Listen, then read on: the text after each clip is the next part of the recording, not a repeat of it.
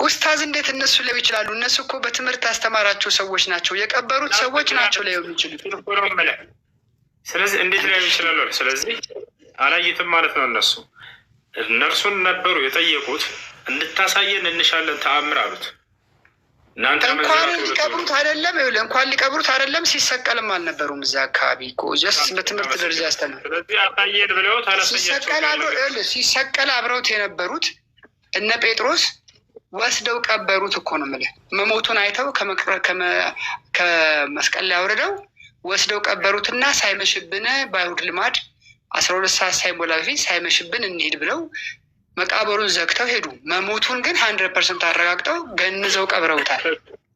ስለዚህ ከ3 ቀን በኋላ ግን ሲመለሱ መቃብሩ ባዶ ነው። ገብቶሃል አይደል? ከዛ በኋላ እንግዲህ ያለው ነገር ለአንተ አልነግረህም። እሺ እነማን ሲመለሱ? እሱ ዜላ እነ ጴጥሮስ መጀመሪያ ገሊላ እንትና መቅደላዊት ማርያም ነች የሄደችው። ከዛ በኋላ ስታይ መልአኩ አናገራት ይላል አይደለ? ሞቷ ተነስቷል፣ ከዚህ ለምን ትፈልጊዋለሽ አላት። ከዛ በኋላ እያለቀሰች ያለ እንደገና እነ ጴጥሮስ መጡ። እየተረጋጋሽ ድምፅ አታድርገው፣ እየተደማመጥን መቅደላዊት ማርያም ነበረች። ወደ መቃብሩ የመጣቸው መቅደላዊት ማርያም ነበረች ወይንስ አብራት ሌላ ሰው ሴቶች ነበሩ? አይ መጀመሪያ የመጣችው መቅደላዊት ማርያም ነች በጠዋት። ምናልባት ከተሳሳትኩኝ መጽሐፉን ላወጣው እችላለሁ ካነበብኩት ስለቆየው፣ ግን መቅደላዊት ማርያም ነች መጀመሪያ የመጣችው። ሌላ አብራት የመጣ የለም። እሱ የሆነ ሀሳብ ላንሳዚች ኮሜንት ላይ ተፈቀድክልኝ? እሺ አንሳ። እሱ አሁን ያነሳው ፖይንት ላይ ባይዘወይ ድምፄ የሚሰማ ከሆነ ይሰማል። እሱ ድምፄ ወይስ ተዘግቶ ይሰማል? ለመሰለህ ቴዳ አሁን ኢየሱስ ሞቶ ሲነሳ ማየት ያስፈልጋል የተባለበት አሁን ትልቅ ሆኖ የተነሳበት ምክንያት ምን መሰለህ? ሌላ ነገር ይሆናል እያዩ የነበረው ታውቃለህ። እንዳለ አሁን ሊያውቁት አልቻሉም ጠቅላላ ማለት ነው። ሌላ ነገር ነው የነበረው። ከተነሳ በኋላ ነው ያዩት። እንደናንተ ትምህርት ተነሳ በሚል ነገርም ሲነሳ አላዩትም። ሲቀጥል እንዳለ ድንብርብራቸው ነው የወጣው። ሌላ አይነት የሚመሳሰል ኢየሱስን የሚመስል ሌላ ነገር ነው ያዩት። ለምሳሌ ዮሐንስ ወንጌል ምዕራፍ 21 እንኳን ስትመለከት አሁን ጴጥሮስ አይቶታ ቀበረ። ከዛ በኋላ ጴጥሮስ ሁላ ሊያውቀው አልቻለም። ዮሐንስ ወንጌል ምዕራፍ 21 ላይ በነጋም ጊዜ ኢየሱስ በባህር ዳር ቆሞ ደቀ መዛሙርቱ ግን ኢየሱስ መሆኑን አላወቁም ነበር ይላል። ሊትራሊ ሊለዩት ሁላ አልቻሉም ማን እንደሆነ ማለት ነው። ኢየሱስ ይሁን አይሁን እኛ ተጠራጥረናል። ሌላ ነገር እየታየቸው ነው። ኢቨን እርስ በርስ ሌላ ራሱ ማቴዎስ ወንጌል ምዕራፍ 28 ላይ ራሱ ግማሾቹ ኢየሱስ ነው ብሎ ሲያስቡ፣ ሌሎቹ ደግሞ ቁጥር 17 ካየ ባየሁትም ጊዜ ሰገዱ የሰገዱለት አሉ፣ ሌሎቹ ደግሞ የተጠራጠሩ ግን ነበሩ ይላል። ስለዚህ ኢየሱስ ይሁን አይሁን ራሱ ስቲል እዛ ጋር ኮንፊውዥን ነው ያለው። ሲነሳ ማንም አላየም። ሁለተኛ ደግሞ ምንድነው የተነሳ ለእነሱ የታያቸው አካል ማን ይሁን ማ ራሱ እነሱ ራሱ መለየት አቅቷቸዋል። አብረውት የኖሩት አካል ማለት ነው። ኢቨን ጴጥሮስን ውሰድ አንድ፣ ህዝቡ ኮሚኒቲው ላይ ያሉ ሰዎች ሁለት፣ መቅደላዊት ማርያም ሁላ እያናገረችው መለየት አልቻለችም ነው። ዮሐንስ ወንጌል ምዕራፍ 20 ቁጥር 15 ላይ አንቺ ሴት ስለምን ታለቅሻለሽ ምናምን ይላታል። ከዛ እሷ ጌታዬን ወስደውታል ምናምን እያለች የተናገረች ነው። ግን እያዋራችሁ ነው። ግን ኢየሱስ የሚመልሰው እኔ ነኝ እያለ በግድ ነው። ያ አካል የተገለጣላቸው አካል እኔ ኢየሱስ ነኝ እያለ በግድ ሊያሳመናቸው ነው የሚታገለው እንጂ ጭራሽ እነሱ ኢየሱስን አላወቁ ይሄ ኢየሱስ ነው ብሎ አላሰቡም ሁላ ጠቅላላ። ስለዚህ ይሄ የሚያሳየው ነገር ምንድን ነው? የተገለጣላቸው አካል ሌላ ሰይጣንም ሊሆን ይችላል። ገባ? እየታገለ ነው። እኔ ኢየሱስን እያለ እየታገለ ነው ሊያሳመናቸው የሚታገለው እንጂ በጭራሽ እነሱ በአንድ እይታ ሊያውቁት አልቻሉም ስል የእናንተ ታሪኮች እንኳን ኢየሱስ ነው የሚለውን ነገር ማወቅ አልተቻለም። ይሄ የሚያሳየው ምንድነው? ሲነሳ አይተውታል ወይ የሚለው ግዴታ ጥያቄ ነው። ካልሆነ እንዳለ ድንብርብራችሁ ወጥቶ ነው ያለው። ሊያውቁት አልቻሉም። እሱ ይሁን አይሁን ራሱ አይታወቅም። ግማሹ ይጠራጠራል። ተጠራጠሩ ይችላል። ማቴዎስ ወንጌል ምዕራፍ 28 ቁጥር 17 ላይ እነ መግደላዊት ማርያምም ልታውቀው አልቻለችም። እኔ ነኝ እያለ ነው የሚያሳምናቸው ይሄ አካል። ሰይጣን ይሁን እኔ ነኝ እያለ ሰይጣን ነው እየታገለ የሚያሳምነ። እዚህ እኔ አሁን ሁሱን የፈለክበት ብትወስደው እኔ አውቀዋለሁ።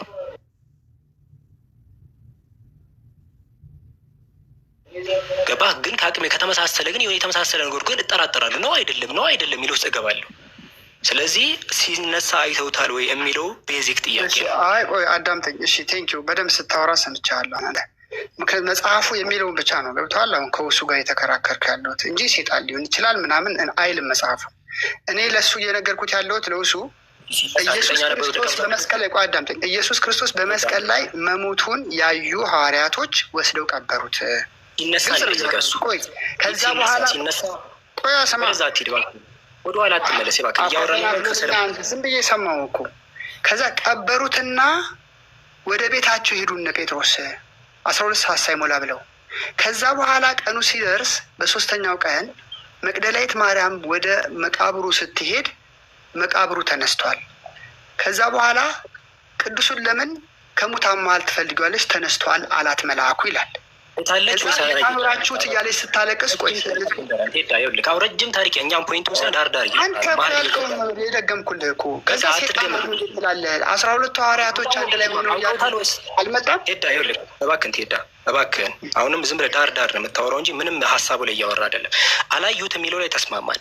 ከዛ በኋላ እያዩት ያሉት ላይ ወደዛ ቆይ ብራዘር አላዩትም ማለት ብዙ ቦታ አዩት እንጂ 12ቱ ሐዋርያት ተሰብስበው እያሉ ቶማስም ይሄን ንገረኝ። እሱ ሲነሳ ነው ቶማስ ጋር ያወሩት ሲነሳ ነው። ከተነሳ በኋላ እኮ እነሱ ተሰብስበው አንድ ቤት ውስጥ እኮ መቃብር ውስጥ እንዳጡት ቴዳ እባክህ አታታልል እባክህ። ከመቃብር ሲወጣ ያየዋለ ወይ ነው እዛ ጋር ነው። እዚያ ህፃን አይደለም እንጂ 10,000 ሰው ህፃን አይደለም። ከመቃብር ሲወጣ ያየዋለ። ከዛ በኋላማ ያናገራቸው እሱ አይኑ እኮ ሲደናበሩ ነው የነበረው እንትና ጋር ሳይመጣ በፊት ይሄ ወደ ቶማስ መሞቱን ታምናለህ? ቆይ መጀመሪያ ልጠይቅ። ዲቤቱ ላይ ሐዋርያቶቹ እንደቀበሩት ታምናለህ? ንገረኝ። ሐዋርያቶቹ ራሳቸው እንደቀበሩት አታምንም? ርዕስ አትቀይር። አሁን ሁሱ የጠየቀው ምንድን ነው? ሁሱ የጠየቀው ያየው ሐዋርያ አለ ወይ ብሎ ነው። እፎይ የጠየቀው በቃ እሱ ጋር ነው ርዕስ ሐዋርያ የጠየቀው። አንተ እንደምታወራው አይነት አድርጎ አልጠየቀም። ያየ ሐዋርያ አለ ወይ አለ እሱ። ቴዳ በቃ ላብራራልሽ አንዴ። ቴዳ ተረጋጋ። እሱ የጠየቀ ጥያቄ አሁን አንተ ወደ ግራ ወደ ቀኝ ያልክ ርዕሱን ሽፍት ልታስደርግብ ነው። አንዴ ብቻ ላውራልክ። የመጀመሪያው ፖይንት ወዴትም አትሄድ። ሲነሳ ማንም እንዲህ ከመቃብር ሲወጣ ያየው የለም። ለምን ይሄ ጥያቄ አስፈላጊ ሆነ የሚለውን የነገርኩ። ከተነሳ በኋላ ያለው ተነሳ ተብሎ የመጣው ኢየሱስ ደቀ መዛሙርቱ ላይ ሊለዩት አልቻሉም። በቃ ሲነሳ እስካለ ሞቶ የቀበሩት ግን የሉም። ሞቶ የቀበሩት ለምን ስለዚህ አታወራኝ? ቆይ አንዴ ቴዳ እባክህ አታቋርጠኝ። አሁን ወደ መሀል እያስገባው አንተ ግን ወደኋላ እየተመለስክብኝ ነው። አሁን አንተ አርጊው እንድታርገኝ እድል ምሰጥ ምንድን ነው ከተነሳ በኋላ ደቀ መዛሙርቱ ሊለዩት አቅቷቸዋል ወይስ አላቃታቸውም? ይመለስልኝ። አልተደነባበሩም? መለየት አላቃታቸውም? እዚህ ላይ አውራ። ከብዷቸዋል እነሱ ወይስ አልከበዳቸውም? እሺ ዝም በል ልንገርህ፣ ሪያሊቲ አልዋሽህም። መጀመሪያ ለማወቅ ተቸግረው ነበር። ለምን? በቃ መቃብር ውስጥ የለም ምንም ውሸት አይደ እያዋሩት ነገር ግን ውሸት ነው። ይሄ ውሸት ነው። ምን ዋሸው ንገረኝ። እሺ ምን ዋሸው? እንደዛ ሳይ እየጠየቀል እያዋሩት ጴጥሮስም ኢየሱስን እያወራው መቅደላዊት ማርያምም ኢየሱስን እያወራችው ግን ኢየሱስ መሆኑን አያውቁም ነበር አይደል? ኢየሱስ መጀመሪያ መቅደላዊት ማርያም ያወራችው መልአኩን ነው። እሺ በእርሻ ቦታ ላይ ዞር ስትል ኢየሱስን እያናገረችው አልነበረም? ማስረጃ ትፈልጋለህ? ምክንያቱም ለመሰለህ ከትንሣኤ በኋላ የተነሳውን አካል የለበሰው በጣም እንደ መጀመሪያው አይደለም። በቃ አይታችኋል። ከሙታን ሲነሳ የመጀመሪያውን አካል ይዞ አልተነሳም። በቃ እሱ ብቻ ሳይሆን ማቴዎስ ወንጌል ምዕራፍ 28 ላይ የተጠራጠሩ ነበሩ ይላል። 28-17 ላይ ጴጥሮስ፣ ማርቆስ 16፣ ሉቃስ 24፣ ዮሐንስ 20 ላይም አንብቡ። በቃ ኢየሱስ አሁን በቃ እንዲ አሁን እዚህ ጋር ወደ ሀሳቡ መጣ። ምንድን ነው ከሞት ተነሳ ተብሎ የሚመጣው ታሪክ ላይ እዛ ቦታ ላይ ያሉት ሰዎች በአጠቃላይ ኢየሱስ ይሁን አይሁን ግራ ተጋብቶ ነበር። ጴጥሮስም መቅደላዊት ማርያም ልክ ነው። ከሙታን ሲነሳ ግራ ብነሳ ግራ ትጋባለህ አንተ። አንጋባም የቀበርከው ሰው ቆይ ስማ ልንገርህ፣ ቀብረው የሄድከው ሰው ብራዘር ዋናው መሞቱን ማረጋገጥህ ነው። ሞቷን ቀብረውታል። ገንዘብ አልሞተም ካልክ እኮ መነሳቱን እኮ ግራ ሊገባ ይችላል። መሞቱን ካረጋገጥክ ግን መነሳቱን ኮንፈርም ታደርጋለህ፣ ግዴታ ነው። አሁን እኔ ሞቼ ነበረ አረጋግጠኛል ማለት ነው። በቃ መሞቴን አረጋግጠህ ቀበርከኝ። ወይ አንተንና ኢየሱስን መጽሐፍ ቅዱስ ላይ የተገለጸው እኩል የተመሳሳይ ነገር አይደለም። ኢየሱስ ክርስቶስ እንደናንተ ትምህርት መጽሐፍ ላይ አዳምጥ ልነግርህ ነው። ቀድሞ ሞቶ እንደሚነሳ ነግሯቸዋል አልነገራቸውም? ለሐዋርያቶች ይህን ነገር ያውቁ ነበር። በምሳሌ በደንብ አስተምሯል። አዳምጥሽ። እንደዚያ ከሆነ ሞቶ በሚነሳ ጊዜ ምንም ሊደናበሩ አይገባም ነበር። እንዳውም መጽሐፉ ላይ የሚለው ሞቶ ተነስቷል ብላ ስትነግራቸው መግደላዊት ማርያም አላመኑም ይላል። ቅዠትን መስሎ ታያቸው ይላል። ጭራሽ ጴጥሮስ ለማረጋገጥ ሄደ። ሳያምን ቀርቶ ቅዠት መስሎ ታይቶት። እንዴት ነው ቀድሞ ያስተማራቸውና የነገራቸው ነገር ከሆነ ይሄ ነገር ቅዠት መስሎ ሊታያቸው የሚችለው? እንዴት ነው ላያምኑ የሚችሉት ይሄን ነገር? ያ እሺ ኡስታዝ አንድ ነገር ልንገርህ፣ መሞቱን ታምናለህ? ሞቷል ብለህ ታስባለህ? ያ ስህተት እንደሆነ የተረጋጋ ጠየቀን ልመልስልህ። እየሰማሁ ሞቶ ተነሳ ምናምን የሚለው ሁሉ በእሱ ላይ እየተሽከረከሩ ያሉ ትርክቶች ስህተት ናቸው እያልኩ ነው። እነዚያን ደግሞ እያስረዳለህ ነው እያንዳንዱን ማለት ነው። የዛኔ ሞቶ ተነሳ የሚለው ነገር ውሸት መሆኑን ትረዳለህ። አሁን ከዚያ መካከል ሞቶን መነሳት እንደሚነሳ ቀድሞ ነግሯቸው ከሆነ ሞቶ ተነስቷል ተብሎ በተነገራቸው ጊዜ አሀ የተናገረን ያስተማረን ተፈጸመ ብለው ደስ ሊላቸው ነበር የሚገባው። ነገር ግን አላመኑም ይላል መጽሐፉ። ቅዠት መስሎ ታያቸው። ታዲያስ ምን አደረጉ? ሳያምኑ ቀርተው ለማረጋገጥ በራሳቸው ሄዱ። እነ ጴጥሮስ አያርላ ያ ነው ጨርሰው ትንሽ ታሪኩን ገፋ አድርገዋል። እስከ መጨረሻው ሂድ። እሺ ከመጀመሪያ ጀምር ላሉ ቅዠት መስሎ እስከነ ቶማስ ድረስ አውራለን። አዳምጥሽ። ቅዠት መስሎ ታይቷቸው ነበር አይደል? ለእነ ጴጥሮስ ለሐዋርያቶች የክርስቶስ መነሳት። አዎ ኮንፊውዝ ሆነዋል። ምንም ውሸት የለውም። ደንግጠው ከመቃብር ስላጡት ደነገጡ። ከመቃብር ስላጡት አይደለም ነው እኮ ጴጥሮስ በሌሊት ልክ መቅደላዊት ማርያም አለቀሰች፣ ከነ ጴጥሮስ ሰሙ፣ ተንደርድረው መጡ ይላል። እስኪ በደንብ አንብቡ። መጥተው ሲያው መቃብሩ ባዶ መሆኑን ጴጥሮስ ራሱ ቼክ አድርጓል። ሐዋርያት ከጴጥሮስ የሚቀርብ ሐዋርያት አለው ኢየሱስ? አዳምጥም በፈጣሪ እርሷ መነሳቱን ሄዳ ስትነግራቸው ጊዜ ነው ከሙታን ተነስቷል ብላ ስትነግራቸው ጊዜ ቅዠት መስሎ ታያቸው ይላል። መጥተው መቃብሩን ሄደው ሲያዩት ነው ቅዠት መስሎ የታያቸው ያልከው ስህተት ነው። ገና ሄዳ ስትነግራቸው ነው ይሄን ነገር ቅዠት መስሎ የታያቸው። ሄደው ካዩት በኋላም ቢሆን ቅዠት መስሎ መታየቱ ታሪኩን ስህተት ያደርገዋል። በክርስቶስ ላይ ነገር የተነገረው ነገር ምንድነው ስህተቱ? እስኪ ንገረኝ። ቀድሞ ነግሯቸው ከሆነ ይሄ ነገር ቅዠት መስሎ ሊታያቸው አይችልም። ባጭሩ የነገረን ነገር ትንቢቱ ብለው በደስታ አምነው ሊቀበሉት ሲገባ ነበር። ይሄን ነገር ምን ብሎ ነገራቸው? የነገራቸው እኮ አንተ እንዳልከኝ ከሆነ ለይሁዶች ያወሩትን የነገርከው። ለሐዋርያቶቹስ ምን ብሎ ነገራቸው? ከተቀበረ በኋላ ጠብቁኝ ከመቃብር ውስጥ ስወጣ ምናምን። እሺ ልስማ። ቀድሞ ሞቶ እንደሚነሳ ለሐዋርያቶች ነግሯቸው ነበር ወይንስ አልነገራቸውም? አያውቁም ይሄን ነገር ሞቶ እንደሚነሳ።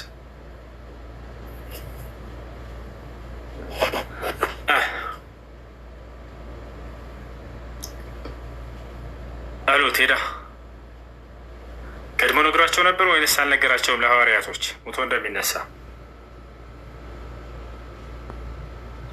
ቴዳ አንድ ቴዳ ጊዜ ነግሯቸዋል ከሙታን እንደሚነሳ።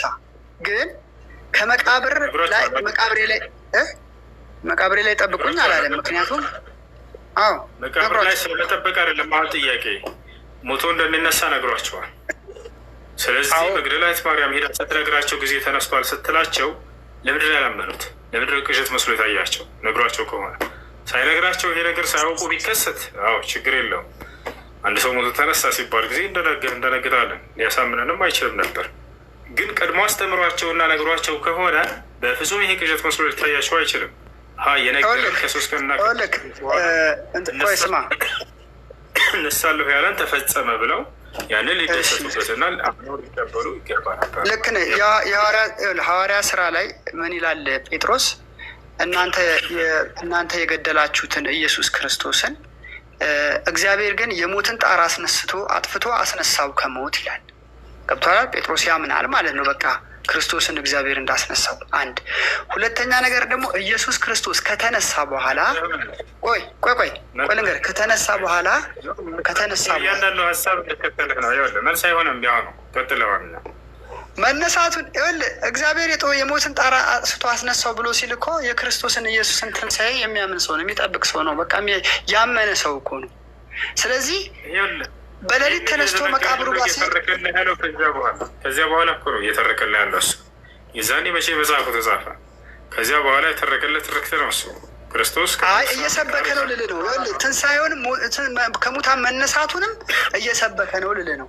ያው ጴጥሮስ ያየው ከመቃብር ሲወጣ ያየው በህይወቱ ይሄንን እውነት መስክሮ ነው የሞተው፣ ሰብኮት ነው የሞተው። ከሙታን መነሳቱ ከመቃብር ሲወጣ ያየው ነው ያል ከመቃብር ሲወጣ ያየው ጴጥሮስ ነው ያልከው አሁን ወይንስ ጆሮዬ ነው? ከመቃብር ሲወጣ ያየው ሰው የለም። ለምን እኔ የውሸት አልነግርም። ከመቃብር ሲወጣ ያየው የለም። ግን ሞተው የቀበሩ ሰዎች አዳምጠኛ ኡስታዝ፣ በጣም ማመን ያለብህ መሞቱን ማረጋገጥ ነው ያለብህ። መሞቱን ካልካድክ መነሳቱን ምንም ቀላል ነው። መነሳቱን ማመን መሞቱን መጀመሪያ ማመን አለብህ። አልሞተም። አንዴ ተረጋ እስኪ፣ ቀስ በል እሺ። ቴዳ ጠየቅ ረጋ በል። ክርስቶስ ከሙታን መነሳቱ የዓይን እማኝ የሆነ ያረጋገጠ አንድ ሐዋርያ የለም። ኧረ ተው፣ እንደሱ አይባልም። ይኸውልህ ቶማስ እኮ እመን ብሎ ቁስሉንና በእጁንም እግሩንም የተወጋውን ገልጦ አስረድቶታል። ሞቶ ከተነሳ ጥያቄን አዳምጥና መልሰች። ኢየሱስ ክርስቶስ ከሙታን ሲነሳ ያየው አንድ ሐዋርያ አለ? ቶማስም ይሁን ማን? እሺ አንተም በደንብ አዳምጠኝ። ኢየሱስ ክርስቶስ ሞቶ የቀበረው ጴጥሮስ ሲመለስ መቃብሩ ባዶ እንደሆነ አይቷል። ከዛ በኋላም ኢየሱስን አይቶታል ባይኑ። ሄዳ ኢየሱስ ክርስቶስ ከሙታን ሲነሳ ያየው ሐዋርያ አለ ወይንስ የለም? አለ ካልክ እሺ ልመልስልህ። ያን ሐዋርያ ስም እሺ ልመልስልህ። ኡስታዝ ልመልስልህ። ከመመለሴ በፊት ግን አንተ አንድ ጥያቄ መልስልኝ። ኢየሱስ ክርስቶስን ሲሞት ያየ ሰው አለ የለም? ያየ ሐዋርያ አለ የለም? ሄዳ መልስ ከሌለህ የለም በልና ስለመሞቱ ቀጥታ ወደ ዘንገባ። ኢየሱስ ክርስቶስን የቀበረው ሐዋርያ አለ የለም? መልስ የለህም። ከዛ ጋር ይያያዛል ኡስታዝ፣ ከዚህ ጋር ይያያዛል። ይሄ አንተ መልስ ከመሞቱ ነገርኩህ። ይኸውልህ ከመቃብር ሲወጣ ይኸውልህ የተገነዘበትን ጨርቅ ገልጦ ከመቃብር ሲወጣ ከመልአኩ ውጭ ያየው ሰው የለም። መልአኩ ግን አይቶት ለምን እዚህ ትፈልጉታላችሁ ተነስቷል አለ። የቀበረው ግን ጴጥሮስ ነው። ጴጥሮስ ሐዋርያው ጴጥሮስ ነው የቀበረው። እሱን ነበር መመለስ ያልቻለው። ቅድም ስትገባም ጀምረህ አሁን ለታ ፎይ ለጠየቅከውና ላለመለሰው ጥያቄ ይመልሳለሁ ብለህ ገባ። አንተ ይህንን እኮ ነው የመለስኩልህ። ኡስታዝ ያን ነገር ልንገርህ፣ እያወራህ ከሆነ ዛልቃት ትግባ። እየሰማህ ነው አይደለ? ልክ ስጨርስ አላናግርም አልከኝ እኮ። እሺ እናገርኩህ እንጂ ተናገርክ። የለም አልክ እኮ። መቃብሩን ከፍቶ ሲወጣ ያየው ማንም የለም አልክ። አንድ ሐዋርያ ኢየሱስ ክርስቶስ ከሙታን ሲነሳ ያየው የለም። ሁለተኛ ሌላውን ያልመለሰውን ጥያቄዎች ወደ 10 ምናምን ጥያቄዎች አልመለሳቸውም። አንዱ ነው አጓጆር እንትን ብሏቸው የለም። እነዚያን ተመልሳቸዋለህ። እያንዳንዳቸው ልክ ነው። 2 ጥያቄ አልመለሰልህም። 10 ምናምን አላውቅም። 2ቱን አንተ የጠየቅከውን አልመለሰልህም። ይሄኛውንም አልመለሰልህም። ሌላውን እንኳን እሺ። ሁለተኛ ጥያቄ ምን ነበር ያልመለሰ? አይዋ ሁለተኛ ጥያቄ ኢየሱስ ክርስቶስ አምላክ እንዳለው አስተምሯል ወይስ አላስተማረም? ኡስታዝዬ ይሄንን ሳንጨርስ ለምን ወደዛ ትወስደኛለህ? ይሄንን በጣም ማመን አለብህ። ኢየሱስ ክርስቶስ መሞቱን ማመን አለብህ። ለሁሉም ሰው መናገር አለብህ። ምክንያቱም እኔ ለምሳሌ ያክል ሞቼ ሐኪሞች አረጋግጠው ቀብረውኝ ሞቷል ከተባልኩ በኋላ ከተቀበርኩ በኋላ ለቅሶዬ ካለቀ በኋላ በ3ኛው ቀን መንገድ ላይ ብታየኝ ከሙታን መነሳቴን አታረጋግጥም? አሁን ያንተና የክርስቶስ ይለያያል። መጽሐፍ በምን ይለያያል? በምን ይለያያል? ተረጋጋቀት በለ ፈጣሪ ስም ወጣት ነህ አይደለ?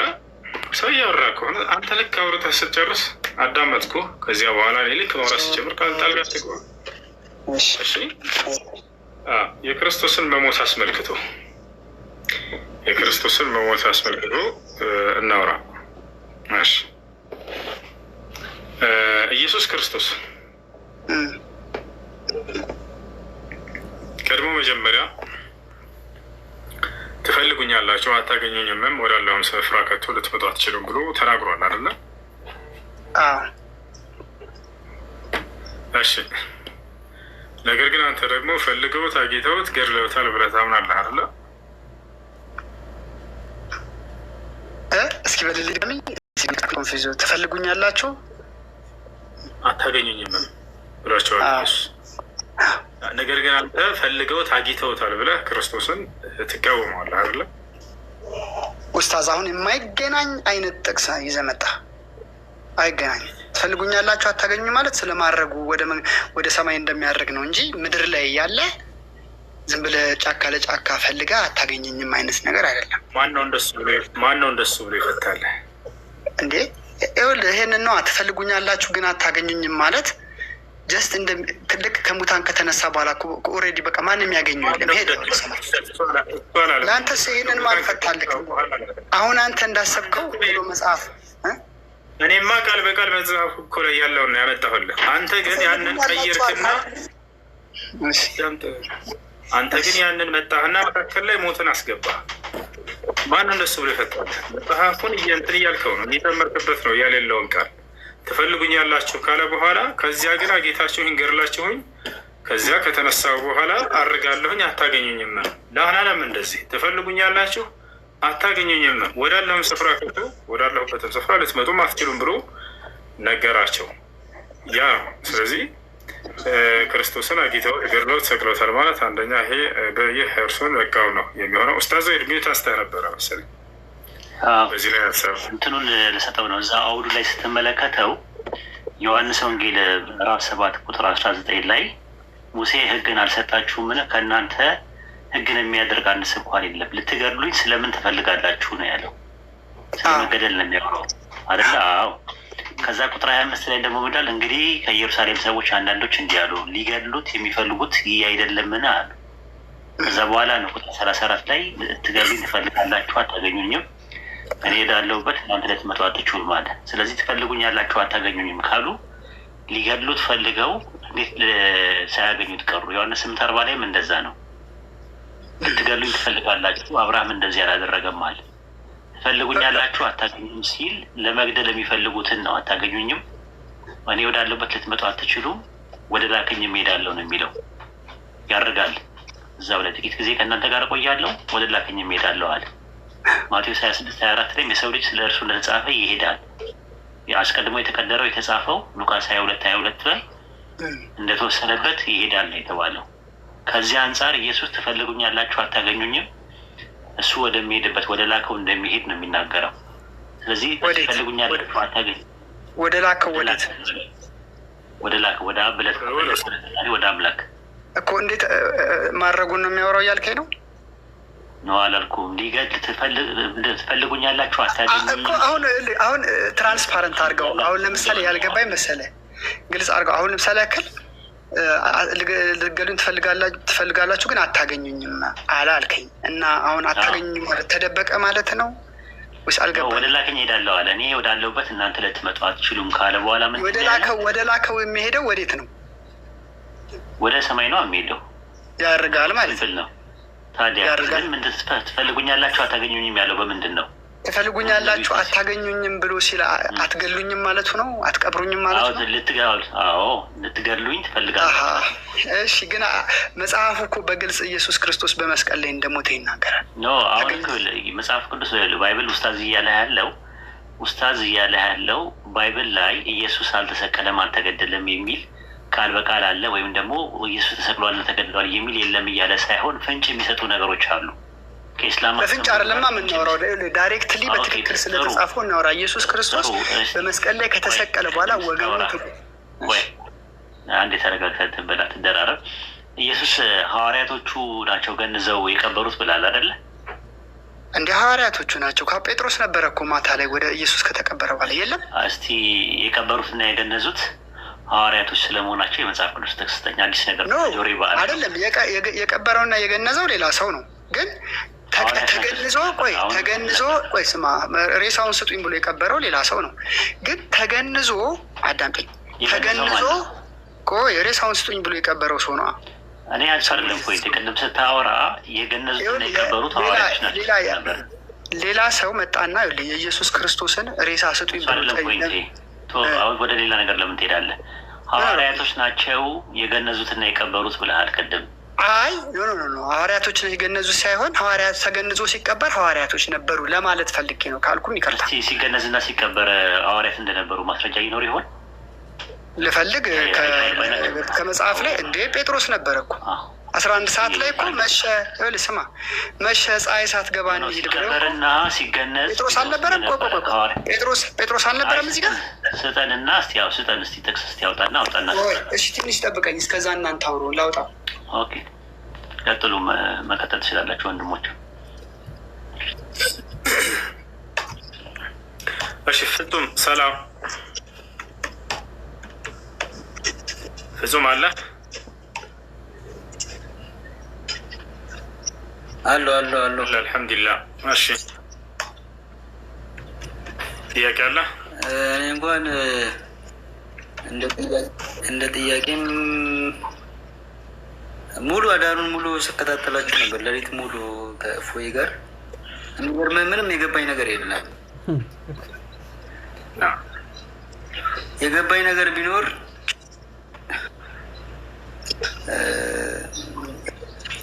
ተረጋጋ ምናምን አዳምጥ የሚለው ቃል ብቻ አእምሮ ላይ ብዙ አለ። ከርዕስም ውጭ ስለሆነ ይሁን አልገባኝም። እና በተለይ መጨረሻ ኮንክሉዥን ልሰጡ አካባቢ ላይ አንተ ማላስደበረ ከሆነ ወይም ደግሞ አሁን ሙድ ካልሆነ ለመናገር ስለ ሴጣኖች ጉዳይ በክርስቲያን እና በሙስሊሞች ማብራት እየፈለግ ሳታወራ ነው የተዘጋው እንትኑ። ስለሱም በጣም ደግሞ ሞር ማወቅ ፈለግኩና ያን ነገር ብትገልጽልኝ ደስ ይለኛል። ሁለተኛ ነገር ደግሞ በጣም አድናቂ ነኝ እውነት ትዕግስት፣ አነጋገር በቃ ጸባይ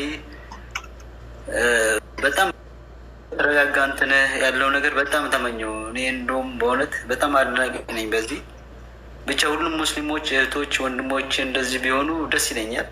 እንዳንተ ባህሪ በቃ የመጣው ነገር ማለት ይሄ እንደ አድናቆት ነው የተናገርኩ ያለሁት። ስድብ ባይኖረው እንደዚህ ባይኖር በሙስሊማው እንደዚህ በጣም ይሳደባሉ፣ እንደዚህ ይባላሉ፣ እንደዚህ ነው በወሬ ደረጃ የምሰማው እና ያ ነገር ትልቅ ትምህርት ነው የሰጠው። በጣም ትልቅ እሺ፣ እናመሰግናለን። ከአንዱ ፖርሽን ወደ አንዱ፣ ከአንዱ ታይትል ውጭ ወደ አንዱ ስገቡ ከአንዱ ወደ አንዱ ምንም በጣም ኮምፕሌክስ በዚህ እንትን ጅኒ ቆለጥ ምናምን ስትሉ ክርስቶስ ሲኦል ላይ ሲሆን ይህን ስትነገር መናገር ከበደው። ሰውን ራሱ ግልጽ አላደረገውም። ኢየሱስ ክርስቶስ በሲኦል ላይ እንዳለ ላሳየ ብለህ አሳይተሃል ከነ ምዕራፉ። መልስ ግን ብዙም አላገኙበትም። እኔ ማለት አልተረዳሁበትም። አሁን ያን ጥያቄ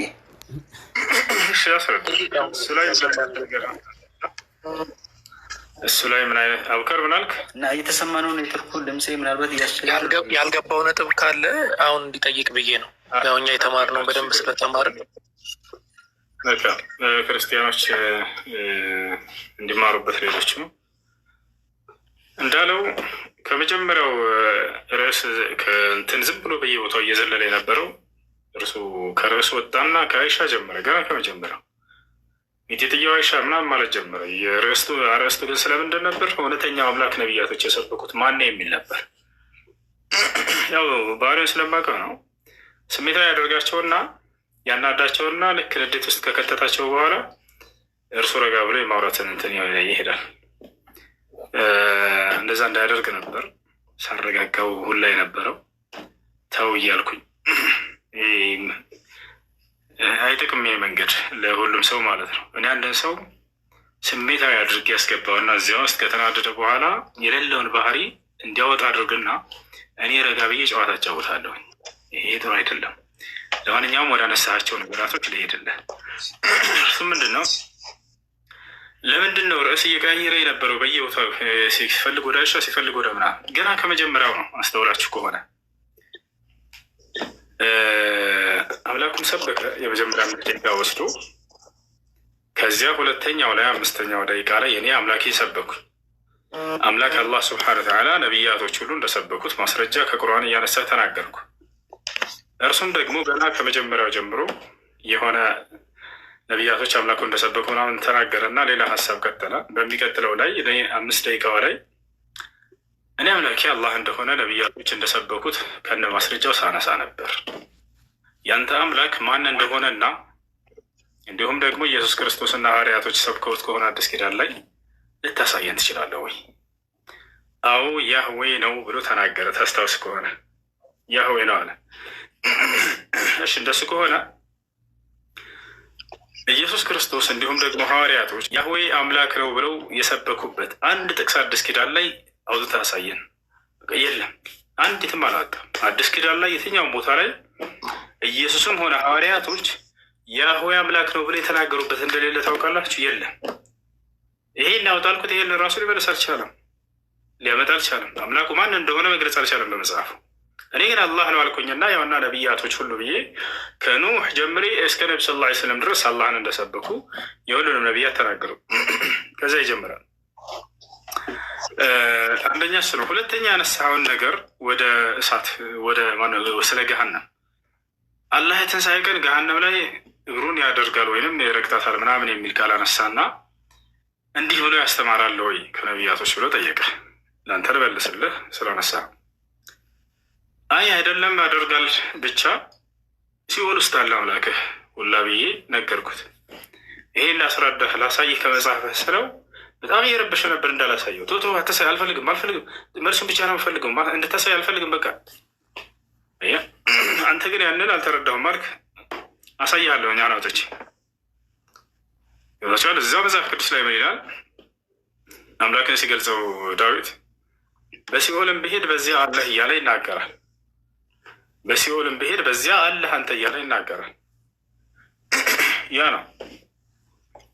ነገር ግን አምላክ አላህ ስብሐነሁ ወተዓላ እግሩን ያደርጋል ሲባል ጊዜ ምን ማለት ነው? እዛው እንደመለስኩላችሁ አላህ የትንሣኤ ቀን ገሃነም እንትን ካለ ከሃዲያኖችን ካስገባባት በኋላ ትጠይቃለች። ገሃነምን አላህ ስብሐነሁ ወተዓላ ገሃነምን ይጠይቃታል። ሀሊም ተለእቲ ይላታል፣ ሞላሽን ይላታል። እያወቀ ይጠይቃታል። ሀል ሚን መዚድ ብላ ትመልሳለች። ተጨማሪ አለን ትላለች። አላህ በእርሷ ላይ ገሃነም ውስጥ ከሃዲያኖችን ከማስገባት አይወገድም። መጨረሻ ላይ የምትሞላ እንዴት ነው? በከሃዲያኖች ከሞላችውና ከጨረሰች በኋላ እግሩም በእርሷ ላይ እስኪያደርግ ድረስ ብሎ ይናገራል። ሐታ የضع ቀደመሁ ዐለይሃ አው ፊሃ ያዕኒ መዕናሁ ዐለይሃ ከማ ቃለ ስብሓነሁ ወተዓላ ቁል ሲሩ ፊ ልአርድ አይ ሲሩ ዐለ ልአርድ ወለኡሰልበነኩም ፊ ጅዙዕ ነኽል አይ ወለኡሰልበነኩም ዐለ ጅዙዕ ነኽል። ይህ ነው እንዳጠቃላይ በገሃነም ላይ እግሩን እስኪያደርግ ድረስ ይላል። ማድረግ ማለት ምን ማለት ነው? የአላህ ስብሐነሁ ወተዓላ ማድረግ በገሃነም ላይ ሲባል ሰው ያሰበው ምንድን ነው? እግሩን ጀሃነም ላይ ወስዶ ጫን ማድረግ መስሏቸዋል። እንደዚያ ብሎ ያሰበ ካለ ተሳስተዋል አልኩኝ። ይህ የፍጡር አገላለጽ ነው። ፍጡር ለምሳሌ እግሬን በዚህ ሞባይል ላይ ያደረግኩኝ ቢባል መነካከት አለው። አምጥቼ ያደረግኩኝ ነው። አላህ ስብሐነሁ ወተዓላስ መነካከት ያለው ነው ላ አይደለም? ለምን? አላህ ለይሰ ከሚስሊሂ ሸይ ወሁወ ሰሚዑል በሲር፣ እኔን የሚመስል ምንም አይነት ነገር የለም ብሏል። ቶቻል አይደለ? ከእኛ መገለጫ መካከል አንድን ነገር በአንድ ነገር ላይ ያደረግን ከተባለ ግዴታ እንነካካለን። አላህ ስብሐነሁ ወተዓላ ግን እንደዛ አይደለም። አንደኛ እሱ ነው። ከእርሱ በፊት የመጀመሪያው ኢስባት አልቀደም ሊላህ ስብሐነሁ ወተዓላ ወአነሁ ሰየضع ቀደመሁ الشريف على جهنم كما جاء ذلك في الحديث عن النبي صلى الله عليه وسلم الله ያደርጋል ካለ ያደርጋል ብሎ ማመን ግድ ነው። ነገር ግን ያ የሚያደርገው እንዴት ነው? እንደ ፍጡር ነው ወይ? ላ አይደለም። ያቻር ከይፍያው ታዲያ እንዴት ነው እንደ የሚለውን አላህ ስብሐነሁ ወተዓላ ነው የሚያውቀው። አንድ የምናውቀው ነገር ግን ምንድነው? እንደ ፍጡር አይደለም። የፍጡር ማድረግ ምንድነው? ንክኪ ያለው እዛቸው አይደለ? አላህ ደግሞ እኔ እናንተን አልመስልም ብሎ ተናግሯል ነው። ያን አደራረጉ ታዲያ እንዴት ነው? ላ ያዕለሙሁ ኢለላህ፣ ከአላህ በስተቀር ሌላ ማን የሚያውቀው የለም ነው። ያ ነው እና ነገር ግን ወደ እዚያኛው ስመጣ ጊዜ በሲኦልም አለህ ተብሎ ተገልጿል። አምላክ መጽሐፍ ቅዱስ ላይ በሲኦል ውስጥ አለ። ይህን ላሳየህ። ማየት ትፈልጋለህ?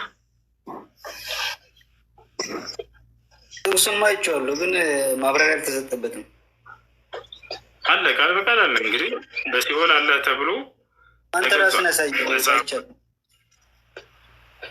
አለ። ያው እና እዚህ ጋር ላሳያችሁ። ዳዊት አምላኩን ሲገልጸው ጊዜ መዝሙረ ዳዊት ምዕራፍ 139 ቁጥር 8 ላይ ያው ወደ ሰማይ በወጣ አንተ በዚያ ነህ፣ ወደ ሲኦልም በወርድ በዚያ ነህ አለህ ይላል። ወደ ሲኦልም በወርድ በዚያ አለህ። ይሄ ነው። ሌላ ጥያቄ አለ? መጨረሻ ላይ ኮንክሉዥን አካባቢ ከመስጠታችሁ በፊት አንተ ማውራት የፈለግከው ጉዳይ አለ፣ በሴጣኖች ጉዳይ በክርስቲያንና በእስላም መካከል ያለው ይሁን አይዶን ነው።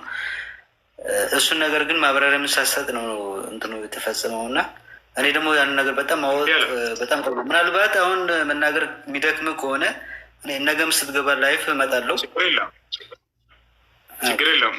መጀመሪያ ላይ የሆነ ጥያቄ ስለጠየቀ ነበር ስላነሳ ነበር የሆነ ሀሳብ ስላነሳ መጀመሪያ ላይ ሱረቱል ጂን ላይ ያለውን የጂኖች ምዕራፍ የሚለው ላይ ወአነሁ ለማ ቃመ ዐብዱላህ የድዑሁ ካዱ የኩኑነ ዐለይህ ሊበዳ የሚለው የአላህ ባሪያ ነቢ ሰለላሁ ዐለይሂ ወሰለም ቁርአንን ለመቅራት በሚሉ ጊዜ ጂኖች ተደራርበው በእርሳቸው ላይ ይመጣሉ ይላል።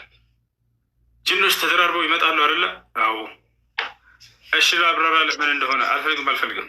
እሺ ግን አልኩት። መጨረሻ ላይ ከጥያቄና መልሱ በኋላ 5 ደቂቃ ወስደን ጋኔን በእስልምናና በክርስትና ግንዛቤው ምንድን ነው የሚለው እንወያያለን አልኩት። እሺ አለ። ካለቀ በኋላ እንወያይ እንጂ ቃል ገብተሃል እኮ ስለ አልፈልግም አለ። ይህን ሰምታችኋል ሁላችሁም። አልፈልግም አለ። ማንም ሰው እዚህ ካለ ክርስቲያኖች ጋኔን በእስልምናና በክርስትና ከኔ ጋር አሁን ማውራት የሚፈልግ ሰው ካለ በጣም ደስ ይለኛል። ከሌለ ዝም ብዬ ላስረዳ። ቴዳ ማውራት ትችላለህ?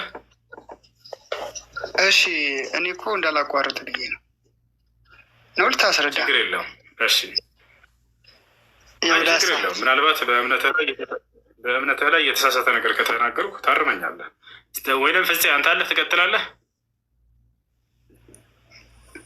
ልጨርስ አሉ እኔ ባጭሩ ላስረዳቸው። እሺ በቃ ባጭሩ ላስረዳቸው። ጋኔን ምንድን ነው የሚለውን ለማወቅ ከመለኮታዊ መጽሐፍቶች መሆን አለበት። አንደኛ እሱ ነው። ከአምላክ ፍጥሮች መካከል ናቸው እና ስለዚህ ክርስትናም በመጽሐፍ ቅዱስ ላይ እስልምናም በቁርአን ላይ ተመርኩዞ ስለ ጋኔን እስኪ እንደው ላስረዳቸው ያለውን ነገር። አንደኛ ማወቅ ያለብን ነገር ስለ ጋኔን ስናወራ ጋኔን ከምን ተፈጠሩ፣ አመጣጣቸው ከምን ተፈጠሩ የሚለው ቀድሞ መታወቅ አለበት። ሁለተኛ ለምን ዓላማ ተፈጠሩ፣ ሶስተኛ ከዚያ በፊት ማን ፈጠራቸው የሚለው ሁሉ መገለጽ አለበት። ማን ፈጠራቸው የሚለው መገለጽ አለበት። አራተኛ ለምን ዓላማ ተፈጠሩ ከሚለው በኋላ ወዴትስ ይሄዳሉ። መቼም ሞት አለ አይደለ? ከሞት በኋላ ወዴትስ ይሄዳሉ የሚለውን መታወቅ አለበት። ይህንን አሁን ፍትሐዊ ሆነን እንደ ቁርአንም እንደ መጽሐፍ ቅዱስም ስለ ጋኔን እስኪ መልስ ነው እንፈልግ ሂደን። ጋኔን ከምን ተፈጠረ? መልስ አለ ለዚህ መጽሐፍ ቅዱስ ላይ ከኦሪት ዘፍጥረት እስከ ራዕይ ድረስ መልስ አለ። ፍጹም ታውቃለህ ወይንስ አታውቅም? አለቅም። ማንም ክርስቲያን ይሄን ሊወርስ አይችልም። ለዚያ ነው እንወያይ ስለው መጨረሻ ላይ አይ አልፈልግም ብሎ ያመለጠው። ጋኔን ከምን ተፈጠረ እዚህ ጋር ያልቃል። በቃ ክርስትና ስለ ጋኔን የመናገር ሞራል የለውም። ለምን ከተባለ ከምን እንደተፈጠሩ እንኳን አይገልጽምና መጽሐፉ። ከምን እንደተፈጠሩ የገለጸው መጽሐፍ ምንድን ነው ከተባለ ቁርአን ነው፣ ሐዲስ ነው። ማስረጃ ቃለ ስብሓነሁ ወተዓላ ወልጃነ ኸለቅናሁ ሚን ቀብሉ ሚን ናሪ ሰሙም፣ ጋኔንን ከተኳሳ እሳት ፈጠርኩት አለ። ይህ ከምን ተፈጠሩ ቢባል መልሶ በቁርአን ላይ ታገኛላችሁ፣ ከእሳት። ነቢያችን ሰለላሁ ዐለይሂ ወሰለም ሲናገሩ ስለ ጋኔን ምን አሉ? ኸለቀ ላሁ ልመላኢከተ ሚን ኑር ወኸለቀ ልጃነ ሚን ማሪጅ ሚን ናር ወኸለቀ አደም ሚማ ወሲፈ ለኩም አይ ሚነ ቱራብ። አላህ መላእክቶችን ከብርሃን ፈጠራቸው አሉ ነቢ ሰለላሁ ዐለይሂ ወሰለም። ጋኔንን ደግሞ ከእሳት ፈጠረው አሉ። ሰውን ደግሞ አዳምን ከአፈር ፈጠረው አሉ። ስለዚህ ጋኔን ከምን ተፈጠረ ለሚለው መልስ ያለው በቁርአን ላይ ነው፣ በሐዲስ ላይ ነው። እስልምና ነው የገለጻቸው። ከምን እንደተፈጠሩ መግለጽ የቻለ መለኮታዊ መጽሐፍ እንጂ ስለ እነርሱ ባህሪ መጥፎ ናቸው ጥሩ ናቸው ወዴት ይሄዳሉ ለምን ተፈጠሩ የሚለውን መናገር ሞራል ያለው ከምን እንደተፈጠሩ ያልተገለጸበት መጽሐፍ እንደገና መጥቶ መጥፎ ናቸው ጥሩ ናቸው ቢል ያስኬድም። አንደኛ እሱ ነው ከምን ተፈጠሩ የሚለውን። ሁለተኛ ማን ፈጠራቸው የሚለው ቃል በቃል በቁርአን ላይ እኔ ፈጠርኳቸው ለአላህ ሱብሓነሁ ወተዓላ ይናገራል። ወልጃነ ኸለቅናሁ፣ ጋኔንን እኔ ነኝ የፈጠርኩት አለ አላህ። ሶስተኛ እሺ ከፈጠራቸው በኋላ አምላክ ለምን ተፈጠሩ? ለምን ተፈጠሩ? ጋኔን ለምን እንደተፈጠረ መጽሐፍ ቅዱስ ላይ ተገልጿል። የሚመልሰዋለ ጋኔን ለምን ተፈጠሩ በቁርአን ላይ መልሱን ታገኛላችሁ። ወማ ኸለቅቱል ጅነ ወልኢንሰ ኢላ ሊያዕቡዱን፣ ሰውንም ሆነ ጋኔንን እኔም በብቸኝነት እንዲገዙኝ እንጂ ለሌላ ዓላማ አልፈጠርኳቸውም ይላል አምላክ። ክፉ አድርጎ ፍጥረታትን አይፈጥርም። ክፋትን ፍጥረታት ነው በራሱ ላይ የሚያመጣው። መቼ ነው ያን የሚያመጣው? የአምላክን ትእዛዝ ባመፀ ጊዜ። ስለዚህ ጋኔኖች ከመሰረቱ ክፉ ተደርገው የተፈጠሩ ሳይሆኑ ክፋትን በራሳቸው ላይ ያመጡ ናቸው። እነርሱ ገብቷቸዋል። ያ ነው። ስለዚህ የተፈጠሩበት ዓላማ ምንድን ነው? ልክ እንደ ሰው ልጅ የነቢያትን ትምህርት ሰምተው አንዱን አምላክ አላህ ስብሐነ ወተዓላ እየተገዙ በምድር ላይ እንዲህ እንዲያሳልፉ ነው። ያ ነው። ለምን ተፈጠሩ የሚለው መልስ በሱረቱ ዛሪያት ላይ እኔን እንዲገዙኝ ነው የፈጠርኳቸው እያለ አላህ ስብሐነ ወተዓላ ተናግሯል። እሺ፣ በስንት አይነት ባህሪ ላይ ተፈጠሩ? ሁለት አይነት ባህሪ ያላቸው ልክ እንደ ሰው ልጅ። ያ ማለት ከእነርሱ መካከል አማጺም አለ፣ የታዘዘም አለ። ገዛቸዋል። አማጺም አለ፣ የታዘዘም አለ። የሚያምጽም አለ፣ የሚታዘዝም አለ ማለት ነው። ያ ነው። ከሰው ልጆች ታዛዥም እንዳለ አማጺም እንዳለ እነርሱ መካከል የሚታዘዝም የሚያምጽም አለ ማለት ነው። ነፃ ምርጫ ፍቃድ ተሰጥቷቸው የተፈጠሩ ፍጥሮች ናቸው። ይህን ይመስላል ባጭሩ። ታዲያ እነዚያ የአምላክን ትእዛዝ የጠበቁ ጅኖች እነርሱ አማኞች ናቸው። የአምላክን ትእዛዝ ያልጠበቁና የካዱ ደግሞ እነርሱ ከሃዲዎች ናቸው። እነዚያ ከሃዲያኖቹ ምን ተብለው ይጠራሉ? ሰይጣን ይባላሉ። ሰይጣን የሚለው የሆነ ነገር እንትን መጠሪያ ሳይሆን መገለጫ ባህሪ ነው። ባህሪ ነው። ሰይጣን ብሎ ማለት አማጺ ማለት ነው። አልኻሪጅ አን ጣዓቲላህ ከአላህ ትእዛዝ ያመፀ ማለት ነው። ቦታቸዋል። ከሰውም ሆነ ከጅን የአምላኩን ትእዛዝ ያመፀ ሰይጣን የሚለው ባህሪ በእነርሱ ላይ ይውላል እንጂ ሰይጣን የሚባል ፍጡር የለም። ሰይጣን የሚለው ባህሪ ነው። ልክ ለምሳሌ ሰው ምንድን ነው? ፍጡር ነው። ሰው ምንድን ነው? ፍጡር ነው። ያ ሰውዬ አንድ ሰው አለ። ሲሰርቅ ጊዜ ምን የሚል ባህሪ በእርሱ ላይ ይውላል? ሌባ ይባላል አይደለ? ሌባ ይባላል። ሌባ የሚባልን አካል አላህ ስብሐነሁ ወተዓላ ፈጥሯል ወይ? ላ፣ ሌባን አላህ አልፈጠረም። ነገር ግን ሰውን ፈጥሮታል። ያን ሌብነት ግን ሰውየው በሰረቀ ጊዜ በራሱ ላይ ያመጣው ባህሪ ነው። ሰይጣን የሚለውም ልክ እንዲሁ ሰይጣን የሚባልን አካል አላህ ስብሐነሁ ወተዓላ አማጺ የሚባል አካልን ፈጥሯል አልፈጠረም። ነገር ግን ጅኖችን ሰዎችን ፈጥሯቸዋል። ባመፁ ጊዜ ግን እነዚያ ሰዎች ወይንም ጅኖች ያን ባህሪ በራሳቸው ላይ ተላበሱ። አማጺያን ተባሉ፣ ሰይጣን ተባሉ። ገብቷቸዋል አይደለ? ስለዚህ ያ ያመፀው የጅን አይነት ለእኛ ምናችን ነው ከተባለ ጠላታችን እንጂ ወንድማችን አይደለም። ቃለ ስብሐነሁ ወተዓላ ፊ ሱረት ፋጢር ኢነ ሸይጣነ ለኩም ዐዱወን ፈተኺዙሁ ዐዱወ፣ ሰይጣን ለእናንተ ግልጽ ጠላታችሁ ነውና ጠላታችሁ አድርጋችሁ ያዙት ይላል አላህ ስብሐነሁ ወተዓላ። ኢነ ሸይጣነ ሊልኢንሳኒ ዐዱወን ሙቢን ይላል በሱራ ዩሱፍ ላይ። ሰይጣን ለሰው ልጅ ግልጽ ጠላቱ ነው እያለ ይናገራል። ስለዚህ ሰይጣን ለእኛ ጠላታችን እንጂ ወንድማችን በፍጹም አይደለም። ያ ነው። ያ ሰይጣን የሚባለው ግን ምንድን ነው ከተባለ አማጺ የሆነው ጋኔን ማለት ነው። ይህን ይመስላል። ያላመፀው ውስጥ ጠላት ይባላል ወይ? ጥያቄ አለኝ። ምን አለ መሰለህ፣ አሁን ከአንተ የተረዳሁት ነገር አለ። ምንድን ነው የቁርአን አመለካከትና በመጽሐፍ ቅዱስ ላይ ስለ ሰይጣን ያለው አመለካከት የተለየ መሆኑን የገባኝ ምንድን ነው፣ በመጽሐፍ ቅዱስ ላይ ሰይጣን ከዚህ በፊት መልአክ የነበረ እና ስላመፀ ከሰማይ የተጣለ የተወረወረ እንደሆነ ማመፁን ነግረኸኛል። የሚያምፁ ማያምፁ አለን ያልኩህ ግን እዚህ እኛ መጽሐፍ ላይ ኢሳያስ ለምሳሌ 14:12 ላይ የንጋት ኮከብ ይለዋል። አንተ በእግዚአብሔር ዙፋን ላይ ከፍ ልበል አልክ፣ ትጣላለህ፣ ወደ ምድር ትወርዳለህ፣ አመድ ትሆናለህ እያለ ይናገራል። እና እዛ ጋር ነው የተጣለው ይላሉ። በቃ እና ሰይጣን በመጽሐፋችን ላይ በቃ ሰይጣን ነው፣ ቅዱስ ሰይጣን የለም፣ ጅኒ ቅዱስ ጅኒ የለም፣ ወይም ደግሞ መጥፎ ጅኒ የለም። በእኛ ወይ ጀምሮ ጥያቄ ይመልሳቸው። ልክ እስልምና ላይ ይሄ ሙሉ መልስ እንዳለው ማን ነው? ጋኔን ከምን ተፈጠረ? ጋኔን መልአክ ነበረ ይላል የክርስትና ጋኔን መልአክ ነበር የሚለው የቱ ጋር ነው ያለው? ኢሳያስ 14:12 ላይ አንተ የንጋት ኮከብ ነህ ብሎ ስለ ውበቱ ስለ የመልአክ አይነት ባህሪ እንዳለው በደንብ አሁን አንብብልኝ ካልክላ ነበር ይችላለሁ። መልአክ እንደነበረና መልአክ ነበረ። የቱ ጋር ነው እንደሱ የሚለው? ጋኔን መልአክ ነበር የሚለው ጥቅስ የቱ ጋር ነው ያለው? ኢሳያስ 14:12 አንብብልኝ ከቻልክ። ኢሳያስ 14:12 ላይ ጋኔን መልአክ ነበር ይላል። ግለጥ። አይ ቃል በቃል እንዲህ ጋኔን መልአክ ይመስላል ሳይሆን አንተ የንጋት ኮከብ ነው የሚለው ከእግዚአብሔር ዙፋን በላይ ከፍ እንዳለና እንዳመፀ እና ከሰማይም እንደተወረወረ ይናገራል። አይልም። እንደዛ ጋኔን መልአክ ነበር የሚል የለም። አይ ጋኔን መልአክ ነበር የሚል የለም፣ ቃል በቃል የለም። ግን ያመፀ መልአክ እንዳለና ከሰማይ እንደተወረወረ ይናገራል።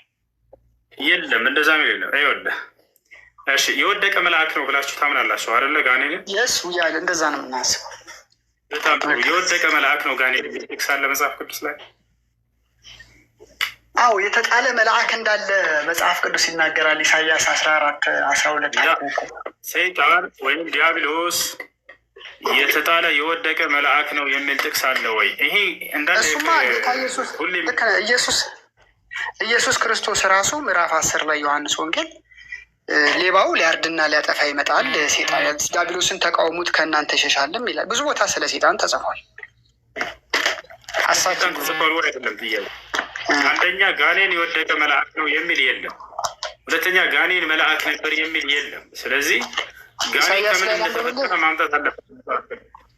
ኢሳያስ 14 እንደዛ ሚል የለም። አይ ባነብል ይገባ ነበር የሚለው ኡስታዝ ጊዜ ከሰጠህ ላንብብልህ። ኢሳያስ 14 ላይ እያወራ ያለው ስለ ባቢሎን ንጉሥ ስለ ናቡከደነፆር ነው እያወራ ያለው። ቁጥር 4 ላይ ጀምረህ ማየት ትችላለህ። ስለ ሰይጣን ምንም ሽታው የለም ራሱ። እሺ ሽታ ምን ነው? ቆይ እናንብብልህ። እኔ ባነባ ይሻልም ያወጣሁት እኮ እናንብብልህ። ከ4 ጀምሮ እናንብብልህ ነው ሀሳቡ እንድትረዳው ነው። እሺ አይደለም አንድ ትልቅ ነገር የምነግርህ እዚህ ጋር ምዕራፍ 12 ላይ ነው የምትጀምርልኝ። ልቀና እንደጀመርክልኝ እዛ ጋር ምዕራፍ 14 ከቁጥር 4 ጀምረን እናንብበው ነው ያልኩ። ምንም ቁጥር 4 ላይ ማስኬታ ከዚህ ጋር እዚህ ታች 14 ጀምረን እናንብበው። አንዴ ተረጋጋና አዳምጥ። ቴዳ ነው አይበዛብንም። ይህ ምሳሌ ይላል በባቢሎን ንጉሥ ላይ ታነሳለህ አለ። የባቢሎን ንጉሥ ማን ነው? ናቡከደነፆር ነው። ስለ ሰው ነው የሚያወራው። ባቢሎን የምትባል የሆነው ኢራቅ ስለ እሷ ንጉሥ ነው። እንዲህም ትላለህ አስጨናቂ እንዳረፈ አስገባሪ እንዴት ጸጥ አለ። ስለ ባቢሎን ንጉሥ አሕዛብን በመዓትና በማያቋርጥ መምታት የመታው አሕዛብን ባልተተከለ መከራ በቁጣው የገዛ የኃጢአተኛ በትር የአለቆች ዘንግ እግዚአብሔር ሰብሯልና ምድር ሁሉ አርፋ በጸጥታ ተቀምጣለች፣ እልል ብላለች አለ። ለምን? የባቢሎን ንጉሥ ነው ብሎ ስለሞተ። ጥድና የሊባኖስ ዝግባ አንተ ከተዋረድክበት ዘመን ጀምሮ ማን ይቆረጥ ዘንድ አልወጣም ብለው በአንተ ደስ አላቸው። ሲኦል በመምጣት ልትገናኝ በበታች ታወከች። የሞቱት የምድር ታላላቆች ሁሉ ለአንተ አንቀሳቀሰች። የአሕዛብ ነገሥታት ሁሉ ከዙፋናቸው አስነሳች። እነሆ አንተ ደግሞ እንደኛ ደክመሃልን አሉት። እኛን መስላሃልን አሉት። የባቢሎን ንጉሥ ናቡከደነፆር ጌጥና የበገና ድምፅ ወደ ሲኦል ወረደ። በበታችን ብል ተነጥፈዋል፣ ትልም መደረቢያ ሆኗል። ትል በልቶታል ሲሞት ማለት ብለው ይመልሱልሃል። አንተ የንጋት ልጅ አጥቢያ ኮከብ ሆይ እዚህ ጋር ነው ነጥቡ ያለው። እኮ ላስረዳህ እኮ ነው። ሳትሄድ እናውራ። ይህንን ላስረዳህ እኮ ነው። ላስረዳ ነው። ይህንን እዛ ጋር እንደምትመጣ ስለገባኝ ነው። የመጨረሻው የእስራኤል ንጉሥ ማን ነበረ? ታስታውሰዋለህ? ሴዴቅያስ ነበር አይደል?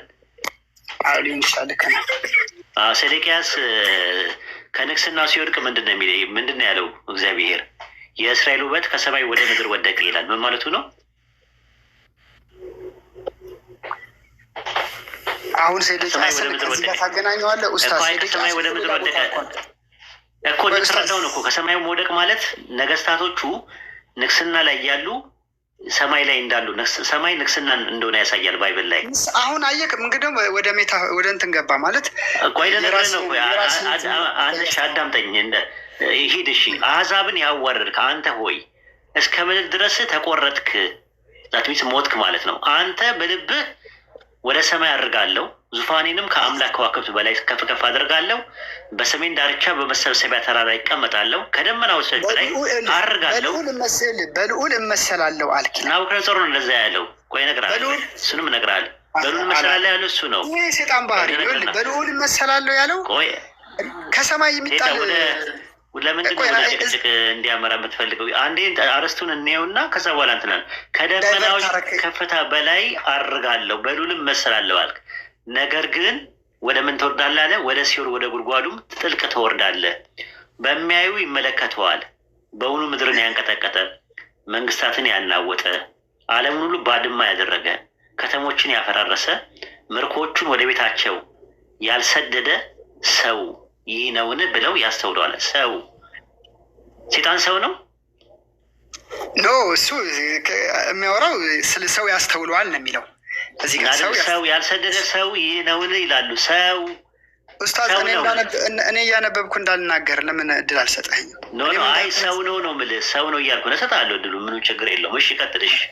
እኔ እንገርህ፣ አንተ የንጋት ልጅ አጥቢያ ኮከብ ሆይ እንዴት ከሰማይ ወደክ ነው የሚለው። ገብቶሃል? ከምድር አይደለም ከሰማይ ወደክ። ከሰማይ ወደታች ነው እንግዲህ ሰማይ እንግዲህ ያው መናፍስቶች ናቸው ሰማይ ላይ ያሉት፣ እኛንም ምድር ላይ ያለ ነው። ከሰማይ ወደታች የወደቀ ነው የሚናገረው። አሕዛብን ያዋረድክ አንተ ሆይ እንዴት እስከ ምድር ድረስ ተቆርጠ፣ አንተም በልብህ ወደ ሰማይ አድርጋለሁ፣ ዙፋኔንም ከእግዚአብሔር ከዋክብት በላይ ከፍ አደርጋለሁ፣ በሰሜንም ዳርቻ መሰብሰቢያ ተራራ ላይ እቀመጣለሁ፣ ከዳመናዎች ከፍታ በላይ አድርጋለሁ፣ በልዑል እመሰላለሁ። ናቡከደነፆርም በልዑል እመሰላለሁ አላለም። አልክ እሱን እንጣለን። አልክ ነው። አሁን ፖይንቱ ያለው ምንድን ነው?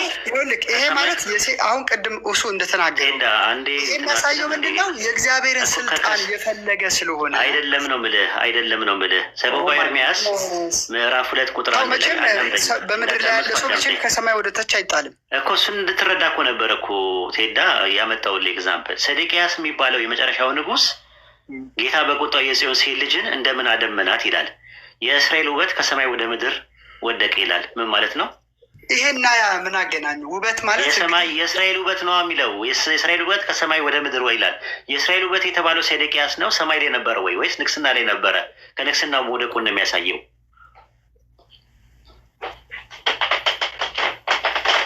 ቴዳ የእስራኤል ውበት የተባለው ሴዴቅያስ ከሰማይ ወደ ምድር ወደቀ ሲባል ቃል በቃል የአትሞስፌሩ ላይ ወይም ደግሞ ስፒሪቹዋል ወርልድ ውስጥ ነበረ ማለት ነው ወይስ ከሰማይ ወደ ምድር ወደቀ ማለት ከንግስናው መውደቁን ነው የሚያሳየው?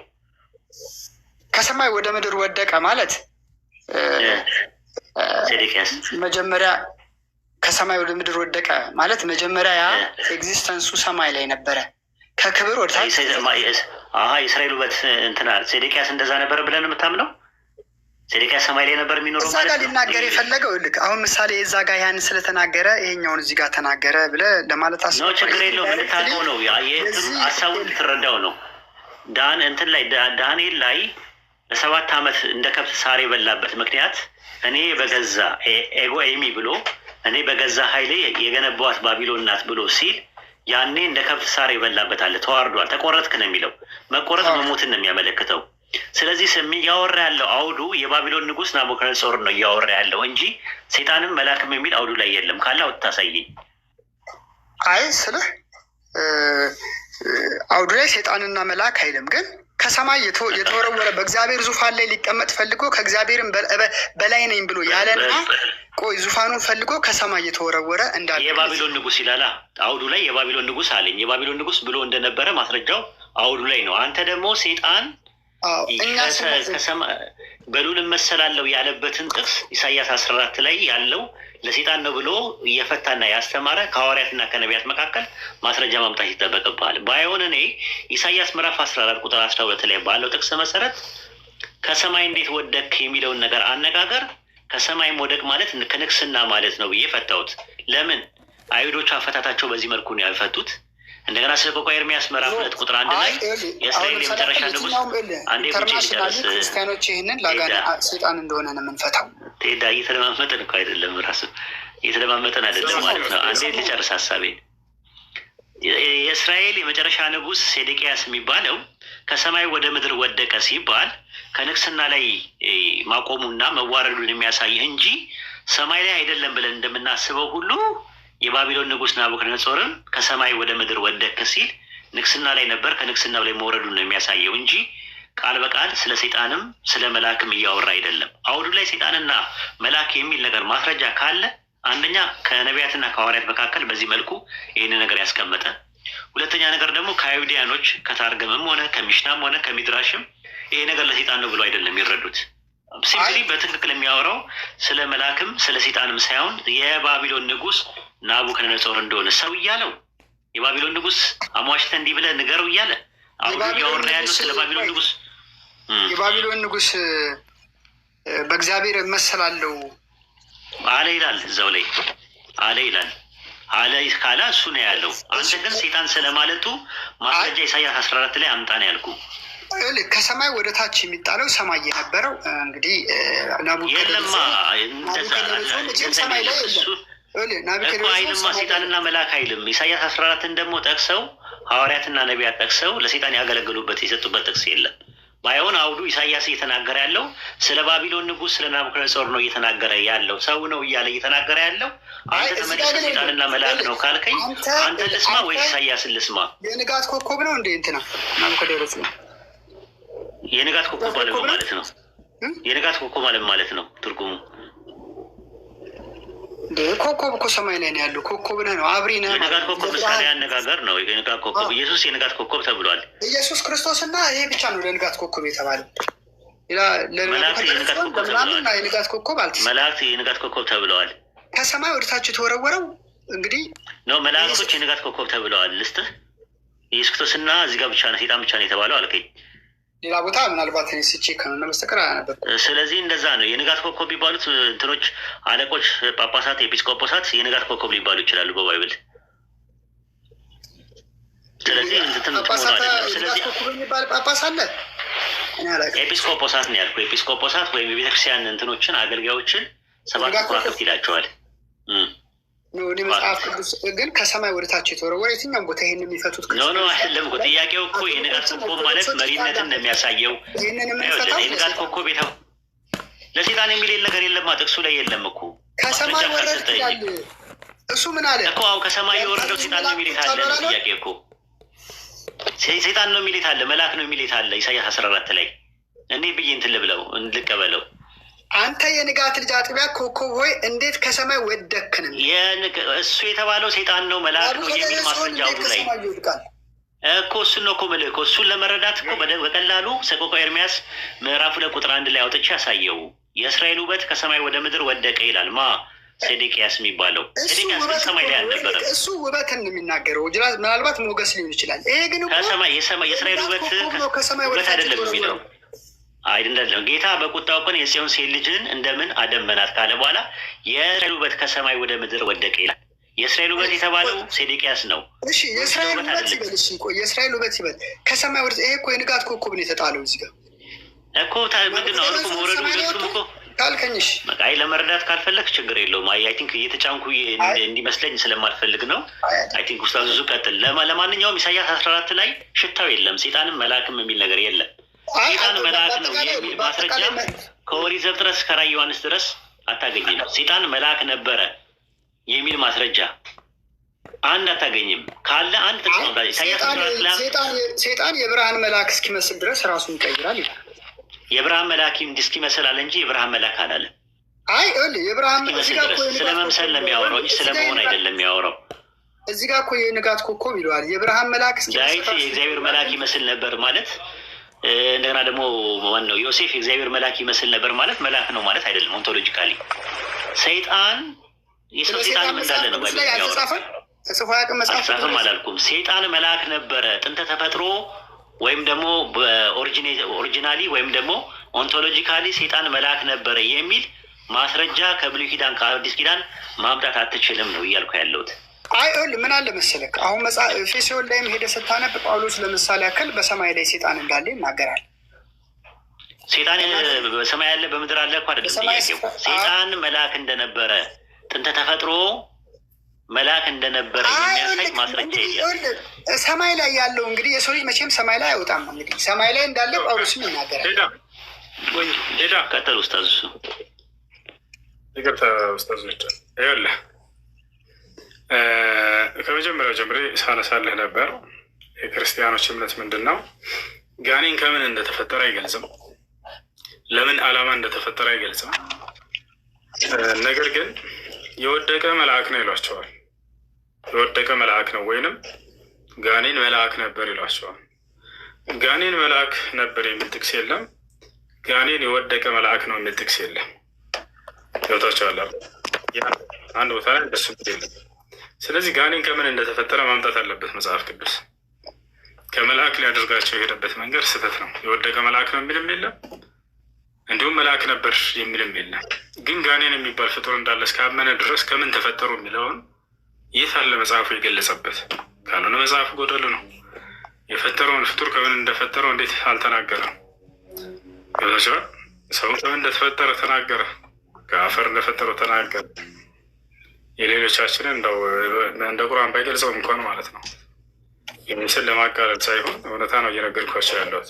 በሚገርም ሁኔታ ቁርአን የሁላችንንም አፈጣጠር ገልጾታል። የአደምንም፣ የሐዋንም፣ የመሲሆንም የእኛንም የአፈጣጠር ሂደቱን ሁሉ ማለት ነው። ስለ አዳም ሲናገር ከአፈር ብቻ ብሎ ዝም አላለም። ሁሉንም ሂደቱን ይገልጻል። ምን እንደነበር፣ ምን እንዳለፈ የአደም አፈጣጠር ሰው እስኪሆን ድረስ የእኛም የሰዎች ልክ እንዲሁ። እንዳጠቃላይ ግን ጋኔን ከዚህ ነገር ነው የተፈጠረው የሚል መጽሐፍ ቅዱስ ላይ አንድ ቦታ ላይ የለም። ሁለተኛ ለዚህ ዓላማ ነው የተፈጠሩት የሚልም የለም። ግን ጋኔን ክፉ ነገር ነው። በቃ አለቀ። ጋኔን የሚል ባየው ቁጥር ይሄ ክፉ ነው በቃ። ለዚህ ነው እስልምና ላይ መጥተው ጋኔን ተብሎ እንዴት ጥሩ ሊኖር ይችላል ይላል። ሲጀምር ጋኔን ከምን እንደተፈጠረ መጽሐፍ ቅዱስ አይገልጽም። ለምን እንደተፈጠሩም አይገልጽም። ይዛቸዋል። ግን ክፉ አድርጎ ዝም ብሎ ገልጻቸዋል። ይሄ ظልም ነው፣ ግፍ ነው። ካላወቃቸው ዝም ነው ማለት ያለበት። ከምን እንደተፈጠሩ ካላወቀ መጽሐፍ ይህን ይመስላል። እሺ ቴዳ እና ሌላ የፈለግኩትኝ ለምሳሌ ያክል ዳንኤል መጽሐፈ ዳንኤል ላይም ስታነብ እኮ መልአኩ ለዳንኤል ምን ይለዋል? እኔ ወደ አንተ ልደርስ አልቻልኩኝም፣ አሁን ግን እንትን ፈልጌ እወጣልሃለሁ። ነገር ግን ፋይት እንዳደረገ ከሴጣን ጋር